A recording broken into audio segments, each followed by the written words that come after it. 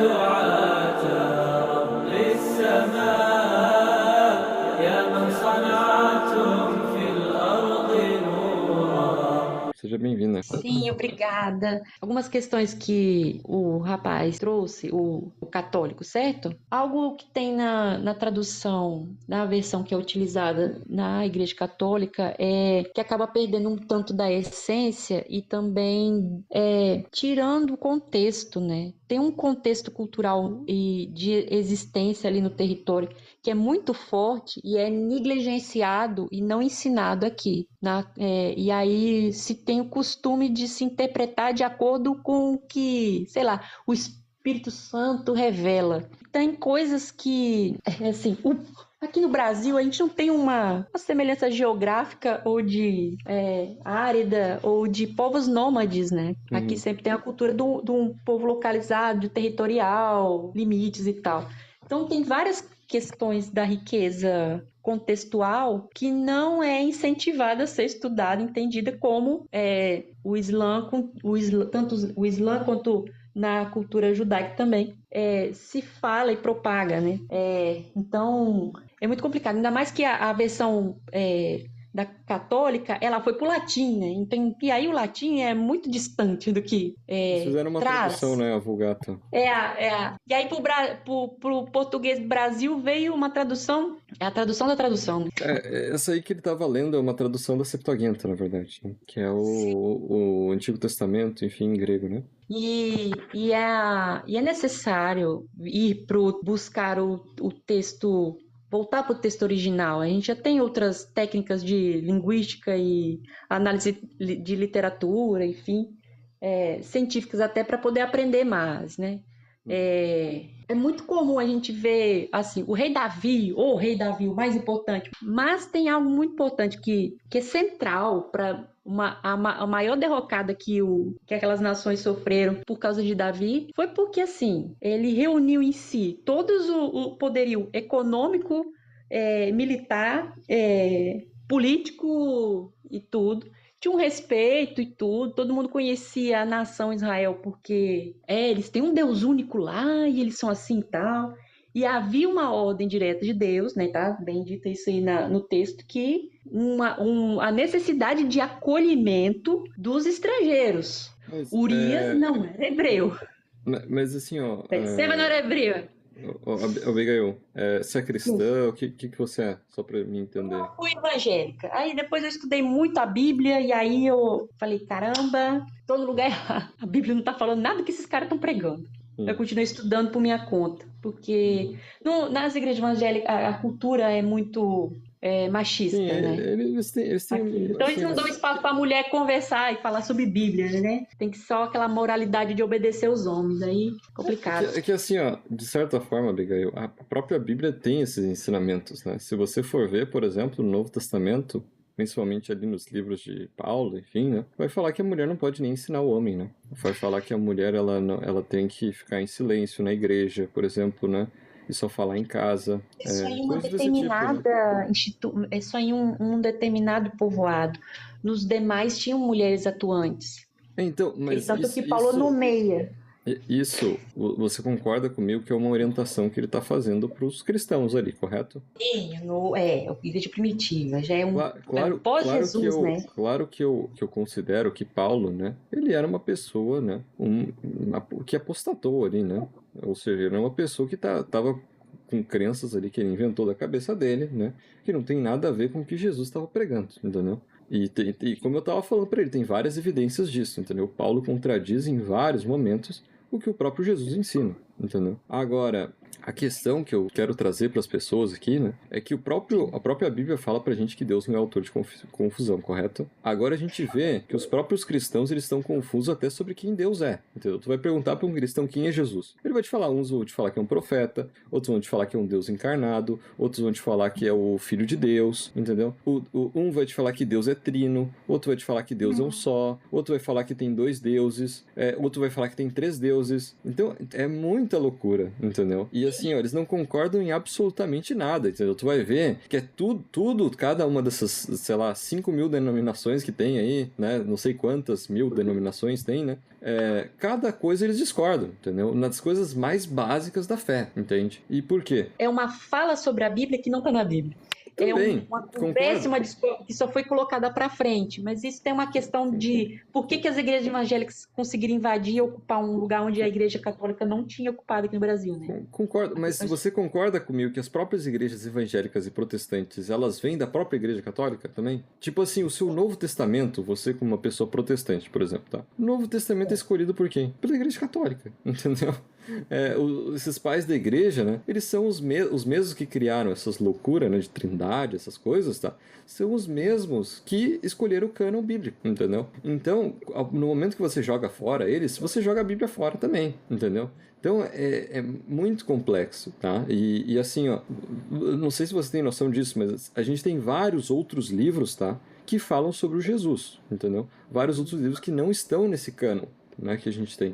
Assim, ó, o próprio Jesus, na Bíblia, ele fala pra gente explicitamente de uma pessoa que viria depois dele, esse Espírito da Verdade, entendeu? Que é o Paráclitos, né? E, assim, eu tava mostrando, né, até na própria Bíblia, que tem várias e várias passagens que falam de quem é essa pessoa. E explicitamente mostram que essa pessoa, ela seria alguém que orientaria os árabes, entendeu? Que unificaria os árabes, uma pessoa que viria depois de muito tempo, que é o próprio profeta que os israelitas estavam esperando em João capítulo 1, né? Além de Jesus. Você já leu ali o prólogo de João, por exemplo? Eu não lembro especificamente do prólogo de João, mas o que tem claro na minha mente é assim,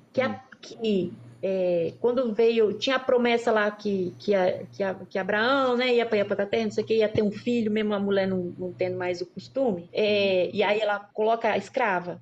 A promessa é igual para os dois, e isso está claro no texto. Não, é que tem duas alianças ali. Parece assim que Deus botou eles para fora, e aí eles são menos, mas eles são primogênitos, meu Deus do céu. Com certeza não. Sabe por quê? Porque se você for ler Gênesis 17, que é o que você está citando, né? Deus ele faz uma aliança com Abraão e com a sua descendência, correto? Sim. Só que ele faz outra aliança com quem? Com Isaac e com a sua descendência. Só que essa aliança de Isaac, você vê que Abraão não está incluído. Por quê? Porque a aliança é com Isaac e com a sua descendência, entendeu?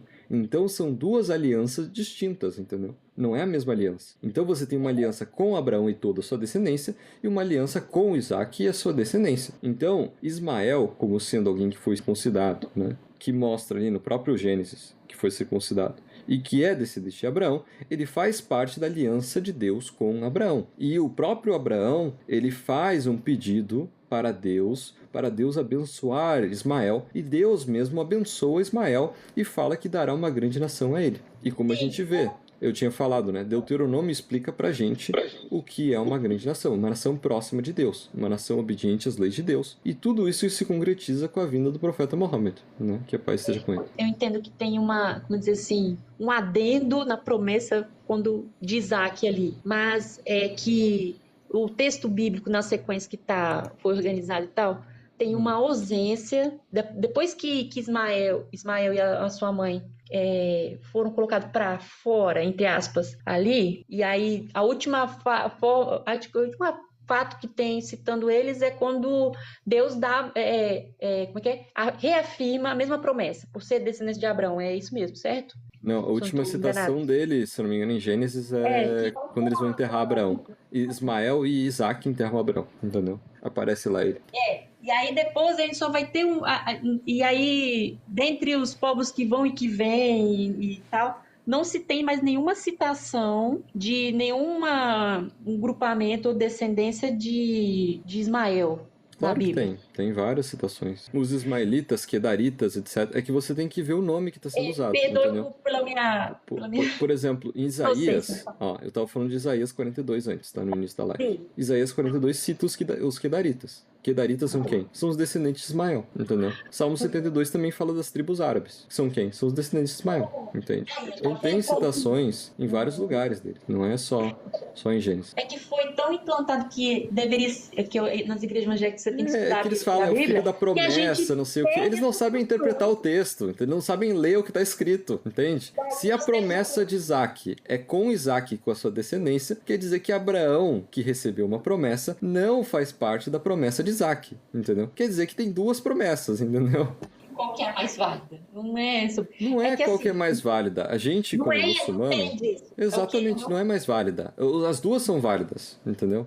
As duas são válidas. Jacó era profeta, Isaac era profeta, Jesus era profeta, né? Davi era profeta. E o profeta Muhammad também é profeta. E aí, entendeu? Nós amamos todos eles. O que eu tenho percebido também é que, assim, ainda bem que eu cheguei aqui nesse aplicativo e tenho contato pessoas como você, que tem se disponibilizado seu tempo para poder falar dessas questões, receber essas perguntas tão, né, assim, porque realmente quando veio as igrejas evangélicas do pós-reavivamento, qualquer coisa descida do Espírito Santo dos anos 50, realmente foi um plano de governo lá, enfim. Teve uma intenção de dominação cultural nas periferias, né? E aí se colocou uma interpretação da Bíblia muito específica que que fala assim, ó, tá na Bíblia, ouça o pregador, é o pastor que é o comando, o que ele disser tá falado que ele é ungido, Não tem nada a e ver. o texto Tem também não nada é a muito ver. lido, também não é incentivado você estudar história, contexto, geografia, Os caras nem lê questões a Bíblia. políticas Os que não caras estão só dentro da escutam o Bíblia. pastor e não sabem nada da Bíblia. Entendeu? Porque aí quando a gente lê o livro de Esther e compara o que o Mardoqueu, né, fez, treinou ela a fazer ali, e compara com o que Dalila foi feito, a gente vê assim, caraca, foi uma prostituição também, né? Cura, entendeu? Mas assim, ó, eu Sim. recomendo você ler o Alcorão, entendeu? Você pode achar facilmente, né, numa mesquita na sua cidade, ou mesmo encontrar na internet, né? Só escrever Alcorão PDF na internet, você consegue achar bem fácil, entendeu? Eu ganhei um em versão em inglês, mas eu Uhum. quero sim, porque tem algo que eu vejo que acho que posso ter, talvez, quando a gente olhando por como assim, na história que Jesus tem relatado ali, ele interage com as mulheres de uma forma muito diferente que acontece no Antigo Testamento. Eu acho que talvez seja isso, eu imagino, né, na minha Uhum. cabecinha, que isso possa ter ofendido muito os patriarcas judeus da época. Uhum. Porque ele nomeia, ele dignifica, ele cura as mulheres que estão colocadas para fora da cidade, né? Fluxo de sangue, endemoniada, a que era considerada prostituta. Primeira pessoa que ele prega É que depois de ser batizada é a mulher samaritana no Poço Jacó. aquela história, ela não faz parte da Bíblia, ela foi adicionada no século V, então não faz parte do texto. Sim. Olha! Sim, essa história que você escuta o pastor em todo canto falando, tá? Essa história não faz parte do texto bíblico. É por isso que se você for ver Bíblias atualizadas, elas não têm essa história, entendeu? Pois é, mas o trem é o seguinte, né? Porque a primeira essa versão a primeira que eu tive acesso foi a Ferreira de Almeida, né? Que é uma tradução do português de Portugal. Se você for ver nos manuscritos, né, por exemplo, o Codex Sinaiticus, né, é um codex do século IV, você vai ver que não tem esses versículos, tá? O capítulo 8 de João vai começar no versículo 12, entendeu? Esses 11 primeiros versículos foram adicionados no texto, não existiam. Às vezes em alguns estudos bíblicos eu encontro assim que lá nas cartas de Paulo ele cita algumas mulheres e as elogia para o seu trabalho missionário. E tem uma delas, a Júnia, que ele chama de apóstolo. E aí em algumas traduções a gente encontra esse nome no masculino. Uhum. Mas assim, eu não tenho ainda a capacidade assim, de ir pro texto original e conseguir buscar palavra a palavra como é que tá. Será que. Bem, enfim, texto do Novo Testamento, né? Sim, A gente sim. tem tantas versões para poder fazer Você tem que olhar nos crítica pessoal. manuscritos, entendeu? Se você quer realmente, né? Você pode ver, por exemplo, aqui, ó, olhar nas linguagens originais, etc, tá? Por exemplo, eu tenho uma Tanakh aqui, né? A Tanakh, ela tem o texto massorético, né? Então, aqui, se você for ver, tem o hebraico aqui, ó. Daí você pode checar realmente o que está dizendo no hebraico, né? Aqui, um lado português, outro lado hebraico. Né? Tem a Septuaginta também, que você pode, né, comprar, né? Que tem o grego também. Enfim, você pode checar os manuscritos na internet, né? Hoje em dia tem várias facilidades, entendeu? Para você checar. Tem sites aí que tem tradução também, palavra por palavra. Então, se você realmente quer se aprofundar no que realmente está dizendo no texto, né? Você tem que conhecer essas linguagens, verificar, né? Também para argumentar, Com certeza. para a gente deslegitimar esse discurso que está normalizado no Sim. senso comum, né? Sim, sim. Porque, por exemplo, tem algumas formas, eu gosto, algo que me impactou muito, que me deixou muito chocada, é o quanto é santificado o rei Davi nos discursos, né? É normalizado. O rei Davi o maior e tudo mais. Quando a gente vai lá para a genealogia de Mateus, lá, que começa, né, falando da genealogia de Jesus, descendência, é a primeira genealogia que cita mulher, primeiro. E as mulheres que cita lá, nenhuma delas é judia. Assim, essas descendências aí do Novo Testamento de Lucas e de Mateus, elas se contradizem, né? Como eu tinha falado antes. Se contradizem. Certo. E assim, ó, se você for pegar a genealogia mesmo, tá? Você vê que ali, ó, Judá, tá?